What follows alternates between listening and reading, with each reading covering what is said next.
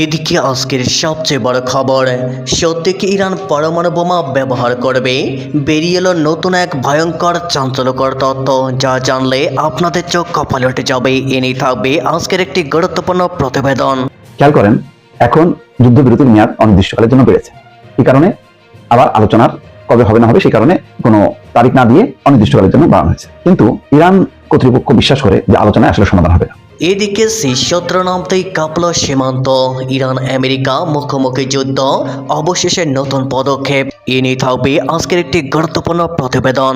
আমেরিকাকে বুড়ো আঙুল দেখিয়ে প্রতিদিনই নাকি মধ্যপ্রাচ্য থেকে তেল বের করে আনছে ইরান, বিভিন্ন দেশে রপ্তানি করছে ব্যারেল ব্যারেল তেল। জি দর্শক, ঠিকই শুনেছেন, আমেরিকার নৌ অবরোধকে ফাঁকি দিয়ে মধ্যপ্রাচ্য থেকে বের হতে পেরেছে বিপুল পরিমাণ ইরানি তেল। জ্বালানি ও শিপিং খাতভিত্তিক বিশ্লেষণ প্রতিষ্ঠান ভর্টেক্সে জানিয়েছে, অবরোধের মধ্যেও নিষেধাজ্ঞার আওতাভুক্ত ও ইরান সম্পৃক্ত ট্যাঙ্কারগুলোর উল্লেখযোগ্য যাতায়াত তারা শনাক্ত করেছে। এদিকে ইরানের নতুন আঘাত, কেঁপে উঠল মধ্যপ্রাচ্য।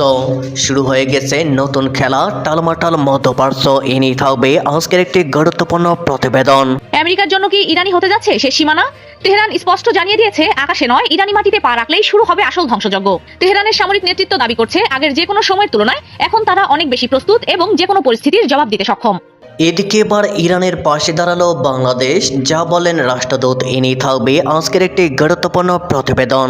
মধ্যপ্রাচ্য সংকটে এবার ইরানের পাশে দাঁড়ালো বাংলাদেশ। প্রায় 2 মাস ধরে চলমান সংকটে বন্ধুরাষ্ট্রের এই দুঃসময়ে সাহায্যের হাত বাড়িয়ে দেওয়ার নির্দেশ দিয়েছেন প্রধানমন্ত্রী তারেক রহমান। এর মাধ্যমে আরও শক্ত হচ্ছে এই দুই মুসলিম দেশের সম্পর্ক। এদিকে ইরানের বিরুদ্ধে পারমাণবিক অস্ত্রের ব্যবহার নিয়ে যা বললেন ডোনাল্ড ট্রাম্প। এ নিয়ে থাকবে আজকের একটি গুরুত্বপূর্ণ প্রতিবেদন। ইসরায়েলকে ঠেকাতে সাগরে প্রতিরক্ষা আরো জোরদার করার ঘোষণা দিয়েছে ইরান। পারস্য উপসাগর, ওমান সাগরের মতো অঞ্চলগুলো দিয়ে ইসরায়েলের একটি মাছিও যেন বেরোতে না পারে সেই ব্যবস্থারও ঘোষণা দিয়েছে দেশটি। আন্তর্জাতিক কূটনীতিতে এই মুহূর্তে সবচেয়ে বড় অমীমাংসিত সমীকরণ হলো ইরানের পারমাণবিক সক্ষমতা। তেহরানের ইউরেনিয়াম সমৃদ্ধকরণ প্রক্রিয়ার দ্রুত অগ্রগতি দেখে সামরিক বিশেষজ্ঞরা ধারণা করছেন, পারমাণবিক অস্ত্র তৈরির দোরগোড়ায় পৌঁছে গেছে দেশটি। বর্তমান বিশ্ব রাজনীতির সবচেয়ে উত্তপ্ত প্রশ্ন, ইরান কি শেষ পর্যন্ত পারমাণবিক অস্ত্র ব্যবহারের পথে হাঁটবে? ফেব্রুয়ারি ও মার্চে মধ্যপ্রাচ্যে ভয়াবহ সামরিক উত্তেজনা এবং এপ্রিলের নড়বড়ে যুদ্ধবিরতির পর এই প্রশ্ন এখন বৈশ্বিক নিরাপত্তা আলোচনার কেন্দ্রে। যদিও ইরান বরাবরই তাদের এই কার্যক্রমকে শান্তিপূর্ণ দাবি করে আসছে, তবে ইসরায়েলের সাথে সাম্প্রতিক সরাসরি সংঘাত এই সম্ভাবনাকে আরো উস্কে দিয়েছে। ইরান কি আত্মরক্ষার প্রয়োজনে তাদের পরমাণু নীতিতে আমূল পরিবর্তন আনবে? সাম্প্রতিক সংঘাতে ইসরায়েল ও যুক্তরাষ্ট্রের সঙ্গে উত্তেজনা চরমে পৌঁছায়। একাধিক হামলা পাল্টা হামলার ঘটনায় অঞ্চল জুড়ে যুদ্ধের আশঙ্কা তৈরি হয়। যদিও শেষ পর্যন্ত একটি সীমিত যুদ্ধবিরতি কার্যকর হয়, তবে পরিস্থিতি এখনো অস্থির। বিশ্লেষকরা বলছেন, ইরান পারমাণবিক অস্ত্র ব্যবহার করার চেয়ে বরং সেই সক্ষমতা অর্জনকেই কৌশলগত লক্ষ্য হিসেবে দেখছে। কারণ পারমাণবিক অস্ত্র শুধু সামরিক শক্তি নয়, এটি একটি শক্তিশালী রাজনৈতিক বার্তা। একবার এই অস্ত্র ব্যবহার করা হলে তার পরিণতি হতে পারে ভয়াবহ, যা আন্তর্জাতিক সম্পর্কের ভাষায় মিউচুয়ালি অ্যাসিওর্ড ডিস্ট্রাকশন, অর্থাৎ পারস্পরিক নিশ্চিত ধ্বংস। এ কারণেই তেহরান সরাসরি এই ঝুঁকিতে যেতে চাইবে না বলেই ধারণা করা হচ্ছে। বরং তাদের মূল কৌশল ডিটারেন্স, অর্থাৎ প্রতিপক্ষকে ভয় দেখিয়ে বড় ধরনের আক্রমণ থেকে বিরত রাখা। অতীতে ইরাক ও লিবিয়ার পরিণতির থেকে শিক্ষা নিয়েই ইরান এই পথে এগোচ্ছে বলে মনে করছেন বিশেষজ্ঞরা। এদিকে দেশটির অভ্যন্তরীণ রাজনৈতিক অস্থিরতা ও অর্থনৈতিক সংকটও বড় ভূমিকা রাখছে। এমন পরিস্থিতিতে একটি পূর্ণমাত্রার যুদ্ধ বা পারমাণবিক সংঘাত মানেই হবে রাষ্ট্র হিসেবে চরম বিপর্যয়। সবশেষে বলা যায়, ইরান পারমাণবিক অস্ত্রকে ব্যবহারযোগ্য যুদ্ধাস্ত্র হিসেবে নয়, বরং কূটনৈতিক দর কষাকষির হাতিয়ার হিসেবে ব্যবহার করতে চায়। হুমকি থাকবে, উত্তেজনাও থাকবে, তবে চূড়ান্ত ধ্বংসের পথে হাঁটার সম্ভাবনা আপাতত খুবই কম। ভোরের আলো ফোটার আগেই পাকিস্তানের আকাশে শোনা গেল বিকট শব্দ।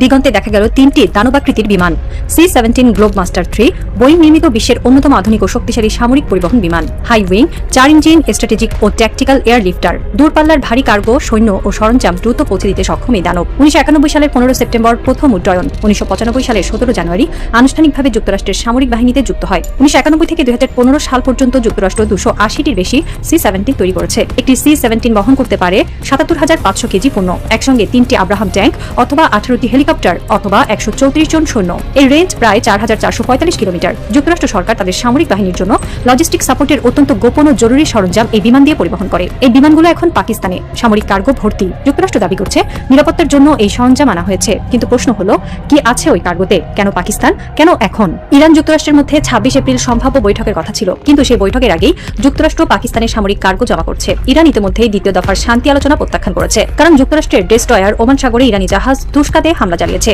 সেই ঘটনার পরিপ্রেক্ষিতে ইরান আলোচনায় ফিরছে না। এখন প্রশ্ন, এই কার্গো কি ইরানের বিরুদ্ধে ব্যবহার করা হবে? পাকিস্তান কি যুক্তরাষ্ট্রকে সামরিক ঘাঁটি ব্যবহারের অনুমতি দিচ্ছে? ইরানের সীমান্তবর্তী পাকিস্তান কি নতুন করে সংঘাতের ক্ষেত্র হয়ে উঠছে? C-17 গ্লোবমাস্টার 3 যুক্তরাষ্ট্রের সামরিক বাহিনীর সবচেয়ে গুরুত্বপূর্ণ পরিবহন বিমান। এটি ডিজাইন করা হয়েছে কঠিন পরিস্থিতিতে যুদ্ধের সরঞ্জাম পৌঁছে দেওয়ার জন্য। বালি, বরফ, এমনকি অপ্রস্তুত মাটিতেও অবতরণ করতে সক্ষম। এর পেলোড ক্ষমতা 77.5 টন। এটি একসঙ্গে 3টি আব্রাহাম ট্যাঙ্ক বহন করতে পারে, অথবা 18টি প্যাট্রিয়ট মিসাইল লঞ্চার, অথবা 134 জন সজ্জিত সৈন্য। এর রেঞ্জ এত বেশি যে এটি যুক্তরাষ্ট্র থেকে সরাসরি মধ্যপ্রাচ্যে উড়ে যেতে পারে। যুক্তরাষ্ট্র এই বিমান ব্যবহার করে ইরাক, আফগানিস্তান, সিরিয়ায় যুদ্ধের সরঞ্জাম পৌঁছে দিয়েছে। গোপন মিশনেও ব্যবহার করা হয় এই বিমান। এবার পাকিস্তানে এসেছে 3টি C-17 সামরিক কার্গো ভর্তি। একজন সামরিক বিশ্লেষক বলেছেন, C-17 আসলে যুদ্ধের জন্য নয়, যুদ্ধের প্রস্তুতির জন্য। এই বিমানগুলো যেখানে যায় সেখানে বড় সামরিক তৎপরতার ইঙ্গিত পাওয়া যায়। পাকিস্তানে এই বিমান আসার অর্থ ইরানের সীমান্তবর্তী এলাকায় যুক্তরাষ্ট্র বড় কিছু পরিকল্পনা করছে। পাকিস্তান ইরানের পূর্ব সীমান্তবর্তী দেশ। দুই দেশের মধ্যে দীর্ঘ সীমান্ত রয়েছে। বেলুচিস্তান প্রদেশ ইরানের সিস্তান বালুচিস্তান প্রদেশের সঙ্গে সীমান্ত ভাগ করে। এই অঞ্চলটি কৌশলগতভাবে অত্যন্ত গুরুত্বপূর্ণ। যুক্তরাষ্ট্র ইরাকে তাদের সামরিক উপস্থিতি হারিয়েছে। ইরাকের অভ্যন্তরে এখন আর মার্কিন জাহাজ বা বিমান অবাধে চলাচল করতে পারে না। সিরিয়াতেও তাদের উপস্থিতি অনেক কমে গেছে। ফলে ইরানের বিরুদ্ধে অভিযান চালাতে হলে তাদের নতুন রুট প্রয়োজন। পাকিস্তান সেই রুট হতে পারে। যুক্তরাষ্ট্রের গোয়েন্দা সংস্থা CIA ও মোসাদের জন্য ইরানের অভ্যন্তরে কর্মী ও সরঞ্জাম পাঠানোর নিরাপদ রুট প্রয়োজন। ইরাকের পথ বন্ধ হয়ে যাওয়ায় পাকিস্তান এখন সেই রুট হতে পারে। একজন পাকিস্তানি প্রতিরক্ষা বিশ্লেষক বলেছেন, পাকিস্তান সবসময় যুক্তরাষ্ট্রের মিত্র। আফগানিস্তান যুদ্ধে তারা যুক্তরাষ্ট্রকে ঘাঁটি ব্যবহারের অনুমতি দিয়েছে। ইরানের বিরুদ্ধে অভিযানে পাকিস্তানকে ব্যবহার করলে সেটা নতুন কিছু হবে না, কিন্তু এটা পাকিস্তানের জন্য ঝুঁকিপূর্ণ, কারণ ইরানের ক্ষেপণাস্ত্র পাকিস্তানকেও লক্ষ্য করতে পারে। ইরান ইতিমধ্যেই পাকিস্তানের যুক্তরাষ্ট্রের এই সামরিক কার্গোকে হুমকি হিসেবে দেখছে। ইরানের পররাষ্ট্র মন্ত্রণালয়ের মুখপাত্র বলেছেন, পাকিস্তানের যুক্তরাষ্ট্রের সামরিক উপস্থিতি এই অঞ্চলের স্থিতিশীলতার জন্য হুমকি। আমরা পাকিস্তান সরকারকে এই ব্যাপারে সতর্ক করেছি।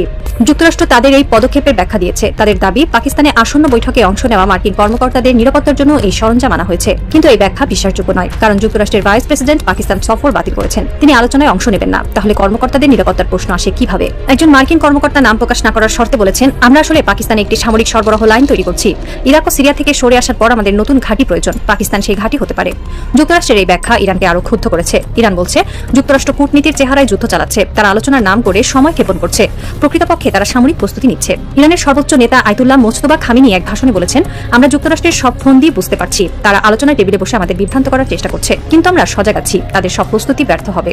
যুক্তরাষ্ট্র যখন পাকিস্তানের সামরিক কার্গো জমা করছে, ইরানও বসে নেই। IRGC জানিয়েছে, গত 14 দিনের যুদ্ধবিরতির সময় তারা ব্যাপক সক্ষমতা বৃদ্ধি করেছে। ইরান তাদের মিসাইল লঞ্চিং সক্ষমতা দ্রুত গতিতে বাড়িয়েছে। পূর্বে যেখানে ইরান একসঙ্গে সীমিত সংখ্যক মিসাইল উৎক্ষেপণ করতে পারত, এখন তারা আরো বেশি মিসাইল উৎক্ষেপণ করতে সক্ষম। নতুন লঞ্চিং সিস্টেম তৈরি ও অ্যাসেম্বল করা হয়েছে। আর গুরুত্বপূর্ণ বিষয় হলো, যুক্তরাষ্ট্রের হামলার কারণে যেসব মিসাইল লঞ্চার মাটির গভীরে টানেলের নিচে আটকা পড়ে গিয়েছিল, সেগুলো ইরান পুরোপুরি উদ্ধার করেছে। 14 দিনের যুদ্ধবিরতির সময় তারা জরুরি ভিত্তিতে খনন করে তাদের মিসাইল লঞ্চিং সিস্টেমগুলো উদ্ধার করে। এছাড়া ইরান তাদের আকাশ প্রতিরক্ষা ব্যবস্থাকে ঢেলে সাজাচ্ছে। চীন থেকে তারা X ব্যান্ড রাডার সংগ্রহ করেছে। এই রাডার অত্যন্ত নিখুঁতভাবে মাটির কাছাকাছি দিয়ে উড়ে আসা যুক্তরাষ্ট্রের যে কোনো ধরনের ড্রোন বা ক্রুজ মিসাইল শনাক্ত করতে পারবে। ইরান এই রাডারকে তাদের কিল চেইনের সঙ্গে যুক্ত করছে, যাতে যে কোনো আগত হুমকি সঙ্গে সঙ্গে বিশ্লেষণ করে তার বিরুদ্ধে পদক্ষেপ নেওয়া যায়। একজন ইরানি সামরিক কর্মকর্তা বলেছেন, আমরা যুক্তরাষ্ট্রের যে কোনো হামলা মোকাবেলায় প্রস্তুত। তাদের পাকিস্তানি কার্গো আনা হোক বা অন্য কোথাও প্রস্তুতি নেওয়া হোক, আমরা তাদের আগেই ধ্বংস করতে সক্ষম। ওমান সাগর ও আরব সাগরের মাঝামাঝি এলাকায় তুস্কা ধীরে ধীরে এগোচ্ছিল। যাচ্ছিল না, আকাশ মেঘলা, সমুদ্রের বুকে অন্ধকার। হঠাৎ রেডিওতে একটি কঠোর সতর্কবার্তা এলো, ইংরেজিতে, আরবিতেও। এটি যুক্তরাষ্ট্রের নৌবাহিনী। অবরোধ ঘোষণা করা হয়েছে, আপনাকে প্রবেশ করতে দেওয়া হবে না, দিক পরিবর্তন করুন। সতর্কবার্তা এলো যুক্তরাষ্ট্রের একটি গাইডেড মিসাইল ডেস্ট্রয়ার থেকে। Code number DDG-00। জাহাজটি উত্তর দেয়নি। ইঞ্জিনের গর্জন বাড়িয়ে দ্রুত এগোতে চাইল। তখন ডেস্ট্রয়ারের অগ্রভাগের MK-45 ক্যানন থেকে গর্জন উঠল। প্রথম গুলি জলের উপর, সতর্কতা। দ্বিতীয় গুলি জাহাজের সামনে, তৃতীয় গুলি সরাসরি ইঞ্জিন রুমের দিকে। লাগাতার কয়েক রাউন্ড গুলি। ইঞ্জিন থেমে গেল।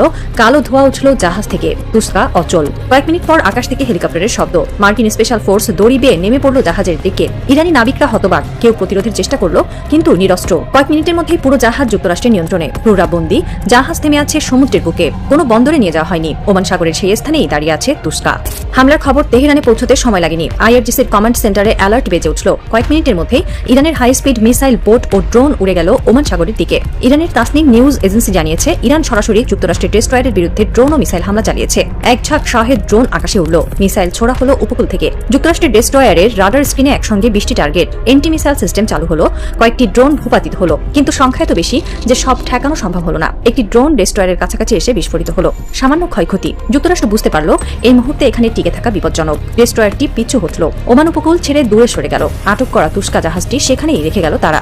ইরানের সামরিক বাহিনী এখন জাহাজটি উদ্ধারের চেষ্টা চালাচ্ছে। ওমান সাগরের এই ঘটনায় পুরো এলাকা যুদ্ধক্ষেত্রে পরিণত হয়েছে। যুক্তরাষ্ট্রের অন্তত 14 থেকে 15টি জাহাজ ওই এলাকায় অবস্থান করছে, বেশিরভাগই ডেস্ট্রয়ার। এছাড়া বিমানবাহী রণতরী ইউএসএস এসফোর্ডের অবস্থানের কথাও জানা গেছে। ইরানের কর্তৃপক্ষ যুক্তরাষ্ট্রের এই পদক্ষেপকে সরাসরি যুদ্ধবিরতির লঙ্ঘন হিসেবে ঘোষণা করেছে। তারা শক্তিশালী পদক্ষেপ নেওয়ার ঘোষণা দিয়েছে। ইরানের পক্ষ থেকে আইআরজিসি সরাসরি রেডিও ফ্রিকোয়েন্সির মাধ্যমে বার্তা দিয়েছে, এখন থেকে টোল দিয়েও কোনো জাহাজ হরমুজ প্রণালী পার হতে পারবে না, অর্থাৎ হরমুজ পুরোপুরি বন্ধ। বিশ্বের 30% তেল চলাচল করে এই পথে। বন্ধ মানে বিশ্ব জ্বালানি বাজারে বিপর্যয়। এই ঘোষণার পর আন্তর্জাতিক তেলের বাজারে আতঙ্ক ছড়িয়ে পড়েছে। ব্রেন্ট ক্রুডের দাম ইতিমধ্যে $150 ছাড়িয়েছে, আগামী দিনে তা আরও বাড়বে। ইউরোপের বিমানবন্দরগুলোতে জেট ফুয়েলের অভাবে ফ্লাইট বাতিল হচ্ছে। এশিয়ার উন্নয়নশীল দেশগুলো জ্বালানি সংকটে ভুগছে, খাদ্যের দাম বেড়ে গেছে। একজন জ্বালানি বিশ্লেষক বলেছেন, হরমুজ পুরোপুরি বন্ধ মানে বিশ্ব অর্থনীতির হৃদযন্ত্র থেমে যাওয়া। ইরান যে অস্ত্র ব্যবহার করেছে তা পারমাণবিক বোমার চেয়েও ভয়ঙ্কর, কারণ পারমাণবিক বোমা একবার ধ্বংস করে, কিন্তু হরমুজ বন্ধ প্রতিদিন ধ্বংস করছে বিশ্ব অর্থনীতিকে। ডোনাল্ড ট্রাম্প কয়েকদিন আগেও বলেছিলেন, আমি ইরানের সঙ্গে ঐতিহাসিক চুক্তির দ্বার প্রান্তে। সামরিক বিশেষজ্ঞরা তখনই সন্দেহ করেছিলেন। তাদের ধারণা ছিল যুক্তরাষ্ট্র তাদের অস্ত্রের মজুদ পুনর্গঠনের জন্য সময় নিচ্ছে। ফোর্ডের কারখানায় অস্ত্র বানাতে সময় লাগবে, সেই সময় বের করার জন্যই তারা আলোচনার টেবিলে বসেছিল। আজ সেই ধারণা সত্যি প্রমাণিত হলো। যুক্তরাষ্ট্র ওমান সাগরে ইরানি জাহাজ আটকানোর মতো কঠোর পদক্ষেপ নিয়েছে। প্রমাণিত হলো তাদের কোনো ঐতিহাসিক চুক্তি ছিল না, তারা শুধু সময় ক্ষেপণ করছিল। ইউরোপের মিত্র দেশগুলো এই কূটনৈতিক পদক্ষেপ নিয়ে সন্তুষ্ট ছিল না। তারা মনে করেছিল এর মাধ্যমে বড় কোনো ফল হবে না। আজ সেটা প্রমাণিত হলো। যুদ্ধ শেষ হওয়ার শান্তিপূর্ণ অগ্রগতি হয়নি, বরং সংঘাত আরো ঘনীভূত হলো। এদিকে ইরানের বিরুদ্ধে পারমাণবিক অস্ত্রের ব্যবহার নিয়ে যা বলেন ডোনাল্ড ট্রাম্প। মার্কিন প্রেসিডেন্ট ডোনাল্ড ট্রাম্প বলেছেন, তিনি ইরানের বিরুদ্ধে পারমাণবিক অস্ত্র ব্যবহার করবেন না। এর মাধ্যমে তিনি বিপুল শক্তি প্রয়োগের বিষয়ে আগের হুমকি থেকে সরে এলেন। বৃহস্পতিবার 23 এপ্রিল হোয়াইট হাউসে ট্রাম্প বলেন, কোনো অবস্থাতেই পারমাণবিক অস্ত্র মোতায়েন করা উচিত নয়। তিনি সাংবাদিকদের বলেন, কাউকেই পারমাণবিক অস্ত্র ব্যবহার করার অনুমতি দেওয়া উচিত নয়। এর আগে ট্রাম্প ইরানি সভ্যতাকে সম্পূর্ণ ধ্বংস করে দেওয়ার হুমকি দিয়েছিলেন। ট্রাম্প আরও বলেন, লেবাননের প্রেসিডেন্ট জোসেফ আউন এবং ইসরায়েলের প্রধানমন্ত্রী বেনিয়ামিন নেতানিয়াহু উভয় আগামী সপ্তাহে হোয়াইট হাউস সফর করবেন। তিনি বলেন, তাদের হিজবুল্লাহর কথা ভাবতে হবে। আমরা লেবাননের সঙ্গে কাজ করব যাতে সে দেশের পরিস্থিতি স্বাভাবিক হয়। খেয়াল করেন, এখন যুদ্ধবিরতির মেয়াদ অনির্দিষ্টকালের জন্য বেড়েছে। এই কারণে আবার আলোচনার কবে হবে না হবে সেই কারণে কোনো তারিখ না দিয়ে অনির্দিষ্টকালের জন্য বাড়ানো হয়েছে। কিন্তু ইরান কর্তৃপক্ষ বিশ্বাস করে যে আলোচনায় আসলে সমাধান হবে না। আমেরিকা তার অবস্থান ছাড়বে না। আমেরিকা বলতে চাইবে যে 20 বছর কোনো পারমাণবিক কার্যক্রম করা যাবে না এবং ইউরেনিয়াম সমৃদ্ধ যতটুকু করেছে পুরোটা এটা আমেরিকার কাছে তুলে দিতে হবে। এইটা ইরান কোনোভাবেই মানবে না। তারা বলছে যে তাদের এই কর্মসূচি শান্তিপূর্ণ, তারা চাপের মুখে কোনো আলোচনার টেবিলকে আত্মসমর্পণের মঞ্চ বানানো যাবে না, এই কথা তারা বলছে। এবং এখন যে পরিস্থিতি দুইটা দেখেন, একদিকে হরমুজ প্রণালীতে যে সমস্ত জাহাজ ইরান গভর্নমেন্টকে টেক্কা দিয়ে মানে চলাচল করার চেষ্টা করছে সেখানে হামলা চালানো হচ্ছে। 3টা জাহাজে হামলা করা হয়েছে, 2টা জাহাজ তারা জব্দ করেছে। আমেরিকাও করেছে পাল্টাপাল্টি জব্দ হামলা। এই কার্যক্রম যখন চলছে তখন বিশাল এক সামরিক শক্তি প্রদর্শন করছে তেহরানে। এবং এখানে বলা হচ্ছে যে তেহরানের কেন্দ্রস্থলে অবস্থিত বিপ্লব স্কোয়ারে ইরানের অন্যতম দূরপাল্লার ক্ষেপণাস্ত্র খুররাম শাহ 4 ব্যালিস্টিক ক্ষেপণাস্ত্র প্রদর্শন করা হয়, যেখানে উপস্থিত হাজারো মানুষ স্লোগান দিয়ে ইরান সরকারের প্রতি তাদের সমর্থন জানায়। এর কয়েক কিলোমিটার উত্তরে ভানাক চত্বরে দেখা যায় মুখোশ পরা সশস্ত্র যোদ্ধারা ক্ষেপণাস্ত্র বাহী ট্রাকে দাঁড়িয়ে আমেরিকা নিপাত যাক স্লোগান দিচ্ছেন। এখন দেখেন, তাদের এটা কিন্তু ইসরায়েল না, তারা মনে করতেছে এই টোটাল নাটের গুরু হচ্ছে আমেরিকা। সুতরাং আমেরিকার বিরুদ্ধে লড়াই করতে হবে, মানসিকভাবে কিন্তু সেই প্রস্তুতি তারা নিচ্ছে। সেখানে উপস্থিত অনেকে স্লোগান দিচ্ছিলেন, নির্ভুল নিশানার কারিগর সৈয়দ মজিদ তেল আবিব বুরিয়াদিন, অর্থাৎ তাদের যোদ্ধার নাম বলছে। তো সব মিলায় এই পাল্টাপাল্টি অবস্থান আলামত দেখে বোঝা যাচ্ছে যে তেহরান বিশ্বাস করে যে আমেরিকা আলোচনার মাধ্যমে কোনো সমাধান দেবে না। তারা এটা কৌশলে একটা মানে এমন দাবি তারা করছে ইরানের কাছে আদায় করার জন্য, যেটা ইরানের পক্ষে মানা সম্ভব হবে না।